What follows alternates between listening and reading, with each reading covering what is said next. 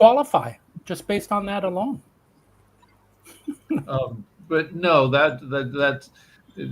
I was usually when bouncing went wrong. I was usually the one with my hands up in the air in the back, going, "He's had enough." So I don't think my ice guys, the same way a lot of bouncers didn't like me because I was too much of a pussy. My fellow ice officers would probably not like me for They being might a beat pussy. you up. It could happen. Tongue in cheek only. I'm asking tongue in cheek. Just Yeah, we figured that helping was the tongue in cheek. economy. Yeah. These all these new jobs, fantastic for your economy. Where's Nick? Oh. Nick's actually traveling today. I think he's in Prague and everything, so he'll be back. I think tomorrow or Wednesday. I can't make fun of him. That's a shame. You can't make fun of him today because I think he's traveling. So there's in the Daily Mail, which is a schlocky paper out of London. They have a story that from somebody who was a cellmate of Ghislaine Maxwell's, saying that she has dirt on Trump. But yeah, something like, who cares? I mean, everybody cares, but who cares? Like, I mean, it's hard to get worked up over a cellmate's report, somebody Yeah, who because I is, mean, if you watch any decent crime show, it's usually the cellmates that are always getting all kinds of stories, and sometimes the stories are half right, sometimes they're half wrong. You know that from right. having But been in this the is somebody TV who world. shared. This is somebody who was a bunkmate of hers who was in for meth trafficking down in Florida. Said, She's highly motivated to say anything to get herself some freedom. So that's a concern.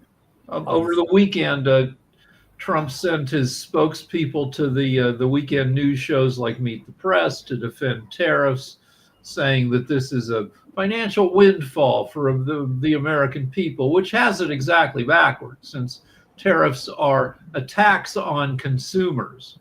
Right. If so, the way it works, a tariff, say we have a 20% tariff on, I don't know, nose hair clippers from Taiwan. So instead of nose hair clippers costing $10, they're going to be $12. The U.S. is going to charge the importers $2. It's going to take the 20% and that's going to go somewhere into the treasury, and then the nose hair clipper sellers are going to raise the price to $12. So consumers will pay $2 more. The U.S. government gets $2 more from the nose hair people, and so it's basically we pay $2 more. The treasury gets $2 more bucks. It's a tax on consumers. Yeah. To the So it doesn't work at all. Last month, tariffs brought 29 billion. Trump said trillion, but he's full of shit, into the U.S. Treasury. Most of that 29 billion will eventually be paid by U.S. consumers, or U.S. consumers can choose not to buy more expensive stuff. Maybe they don't buy the nose hair trimmers, and then those foreign companies, quit selling to the U.S. or go out of business. We've got Sasha with us, and Sasha, one of the things I was going to ask, and we've been having the news reports from Rick because I'm having some problems with my Spectrum, so we're doing this from the phone and everything. But just really quickly, and all along those lines, there's talk of Zelensky appearing at this ceasefire talks between Trump and Putin in Alaska. I got two questions for you, and one is, will Zelensky be there? And two, will Putin get arrested? Because there is an arrest warrant for him, an international arrest warrant, when he sets foot in Anchorage. With arrest, let's start with this one. There are two problems. Number one, the U.S. hasn't been a part of a Roman executed treaty. So U.S. being not a part of that hardly has any chances to have a rightful way to arrest Putin. They could arrest him for several different other reasons, not for this. Number two, in fact, it's not even obvious that Putin is visiting in the United States, since Alaska was in fact never sold by Russia to the United States. The United States leased Alaska for 99 years, which expired quite a while ago. So Putin actually is coming to his own space, and he may ask all Americans politely, please leave, and I don't want to see you here anymore. Bye-bye. Now, about Zelensky, look, what's happened if I will tell you that he will be there and then he will not come, and I will be sounded as a liar or something? Now, what's interesting is that there was a big meeting of European leaders and Zelensky, and Vance was invited there yesterday in Europe. And it was a declaration of European leaders and Ukraine that no agreement can be signed without Ukraine being part of it and agreeing to everything what was in there. Now, it was very interesting that very often Vance was relying on what he was told by what's his name, Stephen Witkoff. And European leaders asked to put Witkoff on the phone immediately, right now, through a video channel, like maybe one of the social sites or maybe some other available channels. Witkoff could not even formulate what Putin told him. He says, well, maybe I didn't understand him correctly. Well, maybe, he said that, but I thought he meant that. He sounded like a complete idiot, real idiot, not even useful idiot, but a real idiot. And this is a fact of Trump's diplomacy, where he put his people without any diplomatic experience, without any knowledge of history, of current affairs, to put in the negotiations.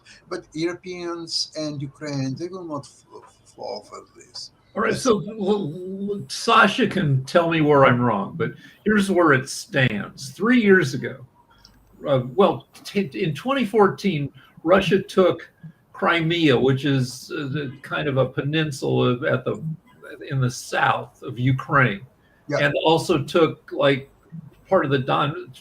chunks of the east of Ukraine. And then 3 years ago, Putin came in and took 15 to 17 to 20% of the east of Ukraine, a chunk of Ukraine that is of the size if you chopped California in half lengthwise. He took a banana-shaped huge chunk of Ukraine. Now, the peace plan is that Trump's peace plan is that Putin keeps most of that, gives back a little of that, and then Ukraine gives Putin even more just to make the chunk like smoother, so that it's a nice division of territory. So basically, the peace plan is that Putin gets to keep the territory he took for the most part. Is that correct? No, it's not.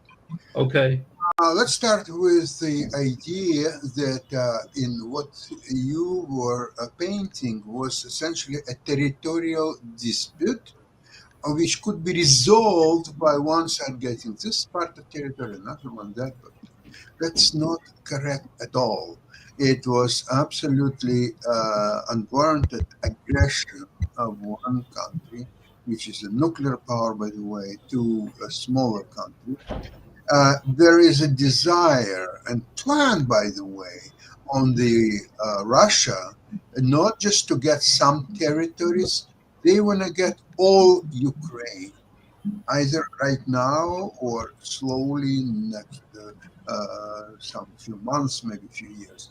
So a part of that plan is to grab as much territory as possible now, prepare for further continuation of invasion, and finish the job maybe in next little while.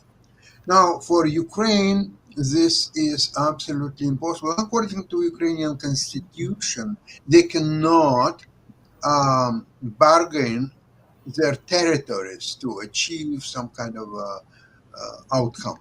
So that's already, there is no deal. There is no any No, I ingredient. didn't say there was a deal. That was Trump's plan. That There is no plan. Trump doesn't have plan. And if he does, even if he does, he is unable to formulate it. His people like Witkov, J.D. Vance, Rubio, and whoever else he has in his team, they are unable to really says, here is what we're proposing. 1, 2, 3, 4, 5, like a bullet. They don't, because all they are doing with Putin is a Geschäft diplomacy. They are trying to squeeze. Okay, I'll give you this. Okay, you want to have Ukraine, you want 1/3 of Ukraine. Okay, you'll get that, don't worry. But we want with you to do oil business and Arctic business and some other business and whatever else, maybe rare metals business. What kind of internationally it looks so poor, it looks so amateurish, it looks, there is a greediness, there is a readiness to grab as much as possible money. Look at what he's doing with his own companies like Nvidia and AMD. They now have to pay 15% for what they sell to China, because it was few months ago, it was allowed finally to sell certain chips to China.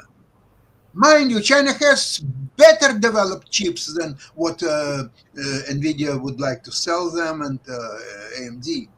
But okay, so we'll buy some chips from you as well. So now Trump imposes 15% on top of what they will charge Chinese customers. So now, and believe it or not, Nvidia and AMD agreed to that. What else can they do? What can they do? So we don't believe Trump when he says he hires only the best and brightest. Isn't Steve Witkoff one of those best and brightest? We don't believe Trump. Well, in Witkoff, that's a special proposition because he was not even hired. he is not hired. He's sort of Advisor. a baby dog, really a puppy, who's done some real estate deals with Trump in previous life. He has no diplomatic experience. He has no knowledge of history or politics or anything. He's complete dumb. If you pick up just randomly some people on the streets, some of them would be better than. In other words, he's a real estate lawyer. He does perfectly with the Trump team. He fits in. Witkoff is a real estate lawyer. He does real estate deals. He's a developer like Trump is, and yeah, with zero diplomatic experience. What I was saying about Trump's proposed deal offers nothing to Ukraine. It says, Ukraine, you give up everything, and maybe Russia will stop fighting for a little while. But yeah, nobody buys it. The international community is scoffing at it. And it's just an invitation for Putin, our enemy, to visit America. Yeah, so Witkoff is it seems to be just another perfect part of Team Trump. Incompetent, totally unqualified, etc., etc. Yeah. Now, speaking about this situation with the tariffs and Trump's international trade policies, it's going to be a tragic resolution for United States.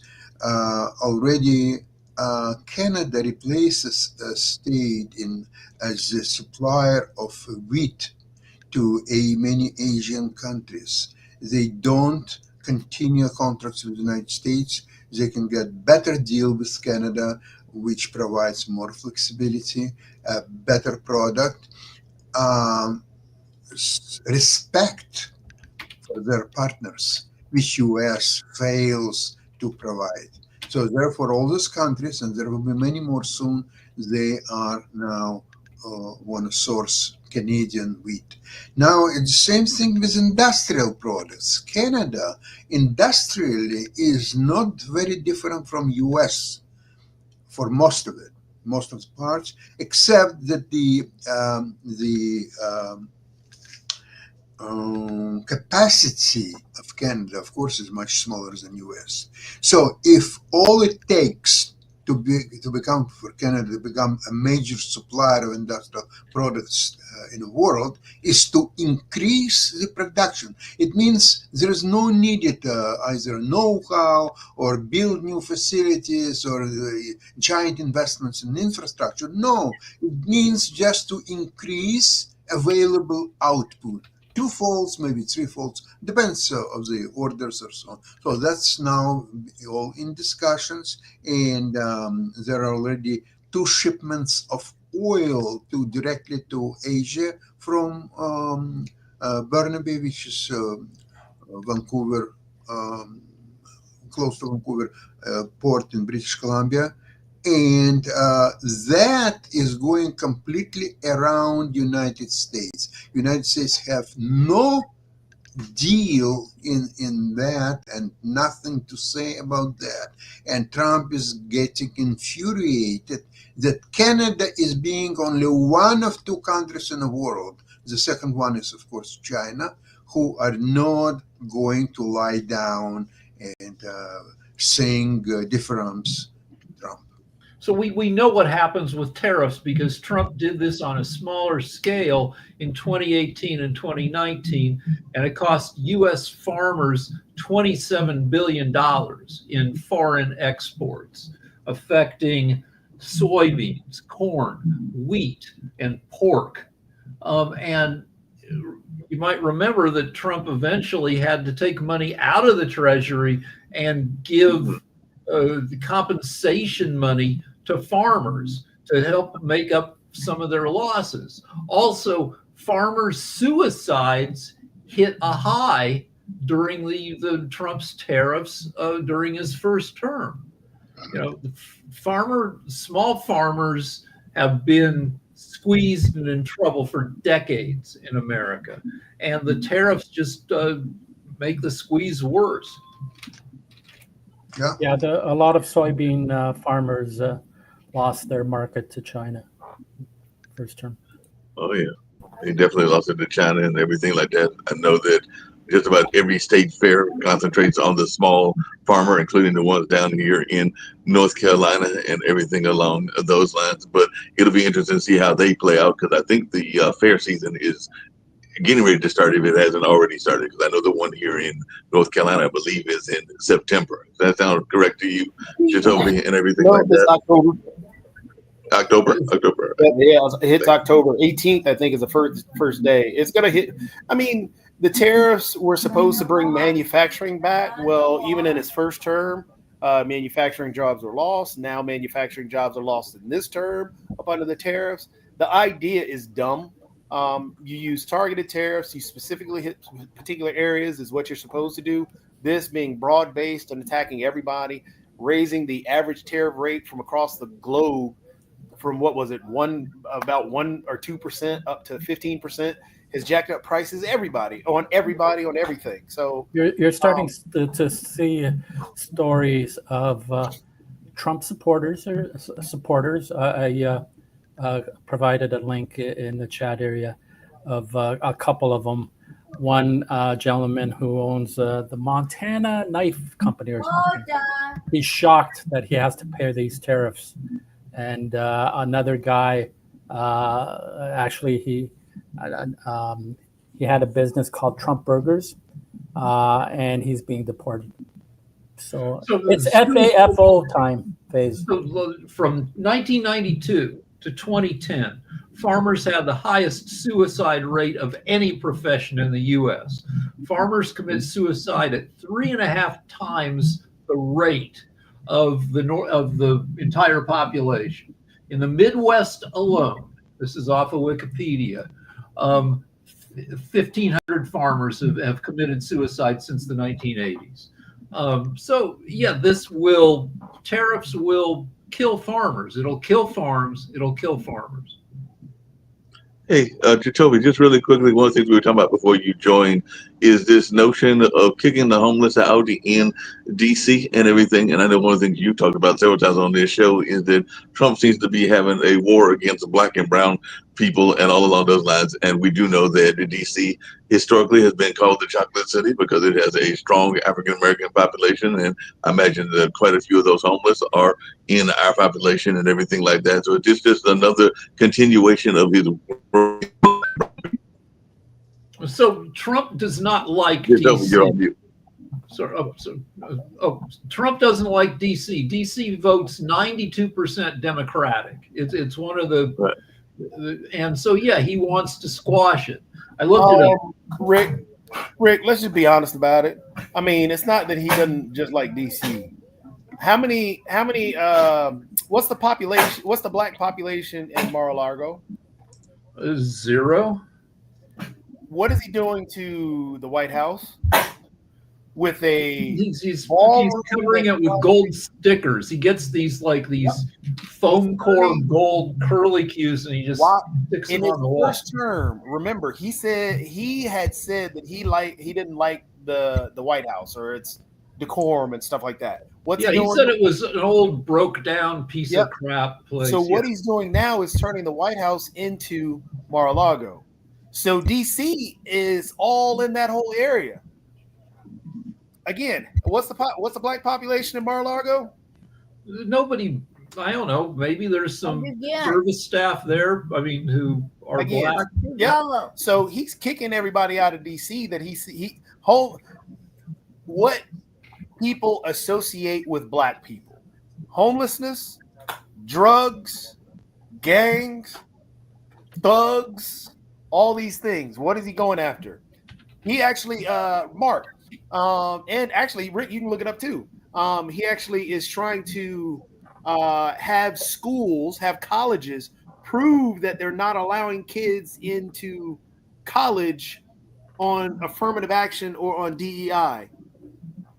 DEI is associated with black people. Affirmative action is associated with black people. Now he's saying that black people cannot qualify for college, and they have to prove that they made it into college. All right, let's do some numbers. DC is 40.9% African American. So yeah, he's already not going to like that. And DC has roughly 3,800 homeless people. And so what the Nazis did with the reason the Nazis picked the Jews to pick on is the Jews had a ton of money. They were wealthy, but they were less than 1% of the population of Germany. So being a small number of people, they were easy to push around, and it didn't take that many Nazis to go after the Jews. And ditto with homeless, they're a small population that have no power. So yeah, it's easy for him to push them around. Again, if you look at the individuals that he is kicking out, yes, he can say the word homeless, but we know what the individual. Immigration is such a problem. Blah blah blah blah blah. Who are the individuals that he went after? DEI. These DEI hires. These black people and brown people got hired for particular situations because these black people and brown people aren't qualified. So we're going to blame fires, air crash, or the airplane crashes. Everything on. He hired a dude that said, if you want to get anything done, you got to hire competent white people. Again, we got to stop trying to sanitize what is really going on and what this man is doing, because Stephen Miller is a white supremacist. Oh, I'm sorry, white nationalist. It's the same thing. It's a semantic argument. He's a white supremacist. He's hired multiple individuals. Pete Hegseth has ties to white supremacy. So it's just this is where we are. Let's do Pete Hegseth. Over the weekend, Pete Hegseth retweeted a guy who says that women shouldn't be allowed to vote. This is the Secretary of Defense, who's got white nationalist tattoos, big ones, all across his shoulder and chest, and says women shouldn't be allowed to vote. All right, so Laura He said Loomer, women. I got one more thing. Is you look at the cities and states that Trump is trying to push around, DC, LA, California, all of these places are majority places. That is, they're all places with less than 50% white people, and Trump hates that. and if you look at who actually has a lot of control in his when I say that he's taking advice from a white supremacist, that is not a lie. Laura Loomer has the ear of the president. Laura Loomer is a white supremacist. It's not. Why do we? This is why, when Nick jumps on and I tell Nick, look, stop trying to sanitize it and all this BS mess. Just be honest about it. I know you don't want to agree with it, but it's just a fact. Laura Loomer is a white supremacist, and she's already picking and choosing who Trump should and shouldn't hire. Chotovi, yeah. So again, are we saying that Trump isn't hiring we don't believe him when he says that he hires only the best. And people like Nick, I'm sorry, I just got to laugh at the MAGA trying to sanitize, trying to defend, trying to distract and deflect what's going on. It's pathetic. All right, can we talk about Israel, Gaza for a second now? Sasha, what do you? Yeah, we can definitely do that. I need to make a correction, by the way, just before you get to that, because I said actors. I actually meant Five Eyes, and I'm not sure where that term came from, Five Eyes, but it's the Five Eyes countries that are now a lot of them are now back in Palestine, which is putting Israel in a kind of a dilemma, because apparently Australia is about ready to recognize a Palestinian state. And I know that Sasha's not a big fan of that and everything, but that's part of the conversation, is that they're now getting ready to recognize. So that means I think Canada's already done that, Australia, and I think England maybe have even done it as well. So I know those are, I think, 3 of the Five Eyes countries. Yeah, that's the States, UK, Canada, Australia, and New Zealand. Isn't the European Union about to do the same? Yes, I think the European Union's about to do the same as well. But what were you going to ask, Rick? I'm sorry about that. Just need to make that. Israel holds 75% of the territory in the Gaza Strip, and they say they're going to occupy Gaza City, which has about half the population of Gaza. So, Sasha, tell us about this, if you would. Well, the war in Gaza could be finished in an hour and a half once all the hostages would be released, and that would spell the end of war of facilities and so on. But that, unfortunately, hasn't happened yet, because Hamas is in charge of whatever remains of Gaza. And now about the international recognition, they recognize Palestinian statehood. How can you recognize something that doesn't exist? There is no such country as Palestine. You cannot recognize something that just doesn't exist. You can build such an entity in time, provided you assume the control of the territory, provide tools to create a successful statehood. But nothing of that happens. One country says, "Oh, I recognize Palestine." Who you are to recognize Palestine or not recognize Palestine? You just go to hell and rot there. It's people. Sasha, just really quickly along. 47 of where from Gaza and Palestine, that was what was agreed upon since 1947. And what is it? Okay, Israel. Right, so let's talk about the hostages. So Hamas right now holds roughly, I think, 50 hostages, only 20 of whom might still be alive. They hold 30 bodies and 20 alive people.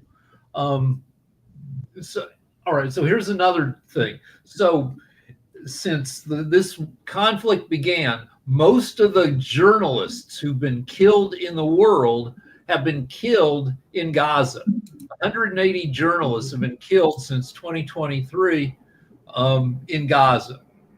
And these are mostly people who are, wear press things, saying they've got a hat that says press, and they get killed at a They got a press pass. The Palestinian Pele just got killed the other day. Also, he was killed waiting in line for food. This guy's a journalist? No, he was actually one of the Palestinian heroes who played soccer. Yep, he was actually killed yesterday or the day before. Yeah, I think it was yesterday. Yesterday. There were also some journalists who were killed yesterday or the day before trying to cover the situation. So also Israel right now controls all the food coming in and out of Gaza. So the massive starvation is happening. Again, we have to be able to agree on some key specifics of the situation to be able to work towards an idea of what we want at the end. Victoria, did see her? Just really quickly, Jacoby, and this is for Sasha as well. Everybody agrees that Hamas is a terrorist organization, should not be in control. But the problem is Hamas took over control back in 2005, cut down all the elections. So therefore, the Palestinian people who have been trying to rise up against Hamas, cannot actually kick out Hamas. But right now, even the Muslim countries that are around the area want Hamas to disarm, disband, and leave. So everybody wants Hamas gone. Everybody agrees that Hamas is a horrible entity. But the problem comes into play is when we try and discuss things that Netanyahu is doing. Criticizing Netanyahu isn't criticizing the individual people of Israel. For example, how Trump is on TV currently right now trying to justify kicking black people out of DC, and we criticize Trump all the time, doesn't mean that we're saying that all people in the country are like Trump. It's the same thing when we're criticizing Netanyahu and the policies that he and his government are doing. We have to be honest about the problems that he is creating, because right now they're controlling the food in and out, and that's a problem with that starvation. Also, when people are in line, the IDF has killed people in line. I have a question. Where Palestinians, through Hamas and themselves, they were quite happy to participate in that horrible action on October 7th, 2020. Not all of them, most of them. Yeah, they were hosting the hostages. No. They were killing the hostages. It's all well-known facts. However, I want to say this. If hostages are still there and they're not being released, and Israel is at war with Gaza or whatever remains out of Gaza, why the hell Israel has to provide any food to Gaza? Why Israel is doing that? I don't understand. You want your question answered, or you're gonna talk? Again, your premise from the start is wrong. Everybody agrees what happened on October 7th was wrong. Even plenty of people who protested in Palestine, the Palestinian people themselves protested against what Hamas did on October 7th. Yes. Did you see that yourself? Where did you get this information? Come on. You want your answer? Or you're going to try and talk over me? Which one do you want? I'm asking you questions. Okay, if you're What's asking a your question, evidence that if you're Palestinians asking a were question, trying to Sasha, if you're asking a question, I'm trying. I don't care. I don't care. I don't need your answer. If you don't want, tell me right Okay, now. carry Do you on. want an answer, You or do want. you not want an answer? Okay, do it. Do Do you it. want an answer, or do you not? If I you don't want need an your answer, answer. No, I don't need your then answer. you didn't want an Carry answer in on. the first place. What you cared about Carry on. is what you wanted to just sit here and preach, because all you want to do is condemn every Palestinian person that's there. That is wrong. That makes you no different than the people that you were complaining about. The problem is, Sasha, what happened on October 7th was a tragedy. It was a travesty. It was one of the worst things that could ever happen. We all agree on that. Stop acting it's like you're the only one on some And who is pedestal that believes responsible? that. But Who is you responsible have to for that? understand, Sasha. You have to understand, Sasha, that everybody agrees that what happened on October 7th was a tragedy. Every No, single person. No, Every no. single It was person. well Oh, planned Rick doesn't? to Are you destroy saying Rick, this. only you? And Sasha, Hamas listen to what you're saying. doesn't. Listen, Sasha, They're Sasha, all responsible for that. Sasha, hey, And there is Sasha, punishment hey, Sasha, implemented. listen. I don't see the You're not punishment. listening. You're not listening, Sasha. You're on a show with 4 other people. Are you saying that you are the only one on this show that thinks October 7th is a tragedy? No. Then please sit back and stop arguing what you already said that you think everybody else agrees with. Tell me one thing, Jacoby. How much time do you need for your speech? Come on. How much time do you need for your time in the speech? world because You you've been tell me, Mark. I will keep going Tell me for how another much 20, time 30 minutes. this Remember, individual has for his keep on speech. talking. Mark, I'm doing okay, this. I'm leaving the program. Thank you. Talk. Bye-bye. Hold on a second. Bye, Sasha. Sit Mark, back. how much time he has to Sit in the talk? background and just listen. I am Well, Let's hold on a second. Hold on. Hold on. time have Hold to on. talk. It's your, I can talk. Then I How can, much? How much time do we need to talk? Do you want me to talk? Or do you Answer want my question. How much? How do you Can I- allow me to Can I just mention it probably need to, if we stop arguing, it'll probably take it about 2 or 3 minutes, if trying that. to answer your question? Can I No. talk to you? tell me how much time do you need to That talk? doesn't part of your question. Mark, are you going to limit How about his 2 minutes? How about 2 minutes? How about 2 minutes? But everybody be quiet. Talk. Thank you. So again, everybody already agrees that October 7th was a tragedy.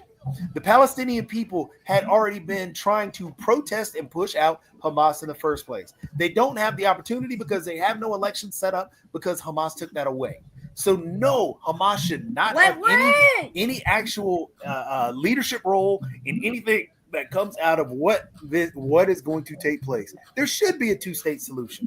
That is what the world is advocating for, and that is part of the problem that continues the actual war. Because the reason that Israel and the people of Gaza, the people of West Bank, keep fighting is because there is a history, a long history of occupation, and the people of Palestine and the people of Gaza or the West Bank really are upset at that, and that is what brought about the actual the wars and going back and forth. So again, if we actually put into a 2-state solution, we're able to work with the Muslim countries and actually have Palestine with their the Palestinian people with their freedoms, living alongside of Israel with their freedoms, we could have some form of peace. But we're not going to have that because that's the root of the problem in the first place, is that the individuals are fighting because they want to have some type of land.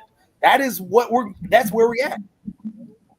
Quick John had a comment. question and then Rick. I think it was Rick first and then Sasha John. had a question earlier that Go ahead.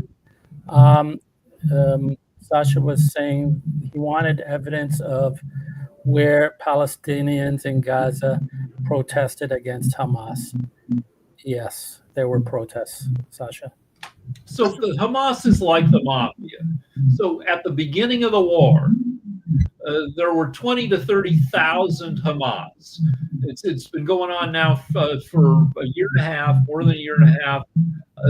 10, 12, 15,000 Hamas have been killed, but they've gained another 10,000. So yeah, their forces are down some, but they still probably have more than 20,000 Hamas. And yeah, I assume if you protest Hamas, they will shoot you. Let's talk about Netanyahu for a Hold second. hold on. Just to clarify and provide more details on Sasha's question, because I think that's a fair question he asked, and I'll just read what I found. Palestinians, because Sasha, you were asking about this. You said you wanted evidence of these protests against Hamas by Palestinians. So let me read. It'll take less than 30 seconds. Palestinians in Gaza have protested against Hamas following the October 7, 2023 attacks. These protests represent a rare and significant public dissent against Hamas's rule. Hundreds to thousands of Palestinians took to the streets in various areas of Gaza, including northern towns like Bet Lahia and Jabalia, chanting slogans such as Hamas out, get out Hamas, and calling for an end to war and violence. Protesters expressed frustration over Hamas's leadership. I hope that answers your question. All right. Okay. Okay. Doesn't- You go, then I'll go. It does not? I agree with what you read, and it doesn't solve the problem at all. No. So I just wanted to clarify because you asked and you were very adamant in asking your question, and I provided an answer. Thank you, Well, Joe. let's talk about Netanyahu for a second. Netanyahu has been accused of extending the war to fight off his own legal problems. Netanyahu was indicted on charges of conflict of interest and taking bribes in 2019. His trial began in 2020. The prosecution rested in July of last year, and Netanyahu began testifying in his own defense in December of 2024. So Netanyahu's been on trial for years while this has been going on. And as long as he can stay in power, he can put off the consequences of this trial. And honestly, Now- that's You can why definitely do that's that. one of the reasons why people are saying that he is continuing this. He is actually one of the issues, or one of the reasons why this is to come to a resolution in that area. People are saying because of what you said, Rick, Netanyahu is part of the problem of ending. And one of the reasons why the war hadn't ended. There's one more, I mean, there's a ton more issues, but one more major issue is that like most governments, parliamentary governments in the world, they don't just have two parties in Israel. They've got like dozens. And to put together a coalition, a majority coalition, so you can get stuff done, you have to line yourself up with other parties. So you got, I don't know what Netanyahu's party is, but he's lined himself up with the most right-wing parties, the biggest right-wing lunatics in Israel. So he kind of has to go along with some right-wing lunatics who have, want to drive, all Palestinians out. Yeah, that's very true and everything. Hey, just really quickly, and this is for Sasha, and I know we've got about 9 minutes or 10 minutes to go and everything. You were asking about the land and whether Palestine has its own territory and everything like that. I would actually use the parallel of South Africa. I know South Africa was a long time ago and apartheid was a long time ago and everything like that. But let's not forget, people were starting to recognize ANC, which was the leader of, was now the leader of South Africa, but it was the leader of the opposition party before they were actually ruling in South Africa. So you don't have to necessarily have a property to be recognized by other nations and everything like that. And I would just use ANC. I would even say there are people, and we can go to Ireland, that were recognized in IRA. And I know IRA has not been as much in the news as it used to be and everything, but they were recognizing these as legitimate opposition forces. Yeah, but the countries who are recognizing Palestine as a country don't recognize Hamas because Hamas is a criminal exercise. Exactly. So that's Exactly. different. The ANC was an actual organization, a party that people recognize, but there's no organization to recognize in Gaza. You're talking about There might be other organizations that can recognize. But go ahead, Sasha. what kind of recognition of what country are you talking about? You're talking about Gaza. Is Gaza a country? If yes, then why Israel bothers to supply food and any other resources to independent country, which you are telling me Gaza is? Israel has to mind its own business and forget about Gaza, not to step there completely isolated, build a wall around it, and let them do whatever they want. They want to have their own government. They want to be recognized by United Nations and maybe become member of NATO, or I don't know what else they want to do. Let them do it. Get your hands off that place and isolate it completely. That's what I would do. Well, right now, Israel controls a major portion of their electricity and the water that comes into Gaza because of the areas that it comes through. Right now, Israel is also blocking the people from going fishing in the actual in the sea right now because I don't know why, but they're blocking them from fishing. So there's a lot of control issues. And yes, Sasha, it could be the best deal, as you're saying. If it were recognized as a country, they would have to do like other countries and import and export things and create their own economy around that and so on and so forth. That could be the solution that you're asking for. But right now, in the situation that we're in, Israel does control the food into Gaza. Israel does control a lot of the electricity and the water that comes into Gaza. So speaking from where we are, how we get to where we want to be is what we should be looking for, and how we can live through peace. Because right now we cannot ignore the realities of the situation and the realities that we live in just because we want to argue, and yet no, that doesn't solve anything. The reality is right now Israel controls food that comes in and out of Gaza. That's just a fact. For the last minute and a half, you keep repeating yourself. Are you enjoying listening to your voice? Is that what you're coming here for? Sasha, where's my lie?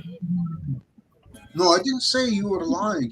Then let's move the conversation forward instead of sitting here these ridiculous ad hominem attacks. Question to you: why you keep talking? I want to ask you a question. Ask me a question. How anybody can recognize independence of country that doesn't have its own food, water, electricity, and anything? What are you recognizing? What? Sasha, there were lines drawn since 1947. Lines drawn to recognize these areas since 1947, when everything was split up. That's back with the wars and everything. That's part of actually the situation. Again, this is where the root comes from. So again, if we get to it, you blow it. If you can actually get to a point where we recognize the area, help them build, give them the tools to build instead of bombing them. And who's going to give them the let's give them. Why do you think that it's Israel? Sasha, you asked me a question and now you're I don't have time for your answers. They're too long. Give 20 seconds and done. And go away. Don't keep talking. You're not even ending anything. So let's talk about some new stuff. Thank you, Sasha. Hold on. Let me say so. Hold on. Go ahead, Rick. So Sasha said, put up a wall around Gaza. Gaza already has a wall that's 20 feet tall around its entire border with Israel. On October, when Hamas figured out how to trick the Israelis who weren't paying enough attention, they breached this 20-foot wall in 15 places and sent in a bunch of forces, thousands of Hamas, into Israel, where Hamas slaughtered 1,200 Israelis. So there is a wall. It just needs to be, that's what Israel wants to do, administered. Yeah, it's a matter. Rick, all it is just a matter of if we're going to recognize the area, try and actually build the area, try and help the individuals, give them, the different forms of governance. Give them examples of that. I don't know how you do that without occupying. Israel wants to occupy Gaza City, which is roughly half the population of Gaza. Yep. I don't know how you get anything done without an occupation. So there can be a way without occupying. Maybe okay. But you just have to figure out a way to work with the individuals that are there and try and, first you've got to get rid of the starvation and the famine that's happening right now. Because until you do that, you're not going to have any solution. All you're doing is create more terrorists and more people hate the area. So once you get rid of that famine, that the whole terror, the famine and the starvation, then you start moving towards, hey, look, we're gonna open these stores, open these outposts that you can get more food, which it used to be. Now there are only 2. There need to be more, or I'm sorry, now there are only 4, and from what is reported, is they're never really open at the same time. So now you create more food depots where you go back to 50 that used to be there, or even 100 that used to be there. Start distributing food, get rid of the famine and all the other problems there in the starvation. As you're doing that, you can actually, at those food depots, really putting together, hey, look, we're going to try, we would like to work with the people of Palestine to create a governance. You guys, Mama, let's start working together. Tell us what you need, and then help them build from there. There are ways to do it, but until you do that, you're not, until you come out of the idea that we must occupy, we must rule, and then pass it on, it's not going to work. Because right now you've created famine, you created more enemies, you've isolated yourself even more.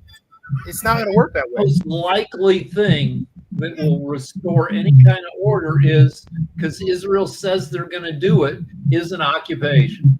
No, the most likely thing to restore order is to open food depots. Yeah, but Israel's not going to do that. Israel just said what they're going to do. They are going to occupy. I get that.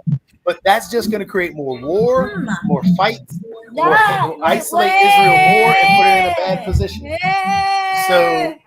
So that is a bad move, and that's why the international community has already spoken out against that. The best way, again, the international community has no power to tell Israel what Israel's going to do, what it wants to do, and they are going to occupy half of the country.